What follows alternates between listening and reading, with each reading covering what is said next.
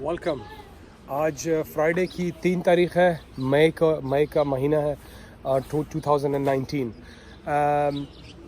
मैं इस time lake ओरेड Macedonia का एक शहर है वहाँ पर हूँ, और उसके अंदर एक मोनेस्ट्री है, जैसे कि आप पीछे देख सकते हैं। इस मोनेस्ट्री के आगे खड़ा हुआ हूँ। तो इस वीडियो का मकसद ये है कि आपको ये बताया जाए कि ये जगह कहाँ पर है, क्योंकि बहुत सारे लोगों को पता नहीं है कि मैसेडोनिया है कहाँ पर, इसका मकसद क्या है। तो ऐसे है कि वर्ल्ड वॉर 2 के बाद साउथ स्लाविक के जितने भी लोग थे जो बाल्कन्स में रहते थे, उन्होंने मिलकर ये सोचा कि एक मुल्क, हम अपना एक शहर अपना बनाएंगे, 5-6 मुल्क मिलकर एक शहर बनाएंगे। तो वो शहर बना युगोस्लाविया कहलाया गया। युगोस्लाविया 1992 में टूटकर 6 मुल्क बने थे। उन 6 में से ये एक मुल्क है। इसका आज नाम है नॉर्थ मैसेडोनिया। पहले मैसेडोनिया कहते थे, फिर ग्रीस के साथ इनका प्रॉब्लम चलता रहा, क्योंकि ग्रीस में भी एक रीजन है जिसको मैसेडोनिया कहते हैं। तो इसका नाम है नॉर्थ मैसेडोनिया।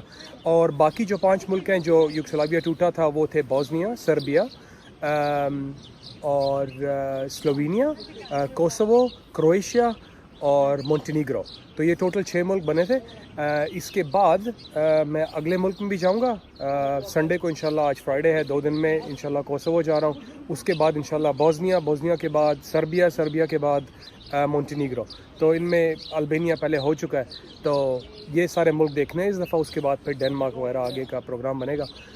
डेनमार्क जाने का प्रोग्राम है।